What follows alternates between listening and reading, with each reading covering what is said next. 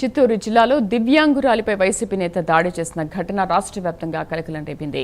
కంపల్లిలోని ఒక దివ్యాంగురాలు తన సొంత పట్టా భూమిలో ఇల్లు కట్టుకుంటుండగా రాజేంద్రరెడ్డి అడ్డుకున్నాడు. అంతేకాదు చేతిలో ఉన్న చంక కర్రను లాక్కొని దాడికి తెగబడ్డాడని బాధితురాలు ఫిర్యాదు చేసింది.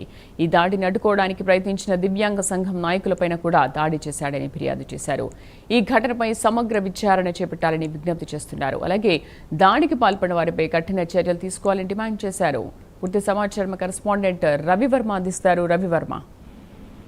శ్రీదేవి ఐరాల మండలంలో ఓ దివ్యాంగుడు తీవ్ర హత్యలు చేశారు. దివ్యాంగుల మీద వైసీపీ నాయకులు రాజేందర్ రెడ్డి అనే అతనికి అమానుషంగా దాడి చేశారు. దివ్యాంగుల స్వాధీనంలో ఉన్నటువంటి ల్యాండ్ లో అక్రమంగా స్వాధీనం చేసుకుని భవన నిర్మాణానికి చర్యలు చేపడుతున్నారు. ఈ క్రమంలోనే దివ్యాంగులు వాళ్ళు అడ్డుకునే ప్రయత్నం చేస్తే తమ ఆధీనంలో ఉన్న స్థలాన్ని ఎలా ఆక్రమించుకుంటారని చెప్పి ప్రశ్నించినందుకు దివ్యాంగురాలపై రాజేంద్ర రెడ్డి వైసీపీ నాయకుడికి తీవ్రంగా దాడి చేశాడు. విచక్షణారహితంగా దాడి చేశాడు. దీంట్లో ఈ దాడిలో దివ్యాంగురాలకు గాయపడినటువంటి ఘటన చోటు చేసుకుంది.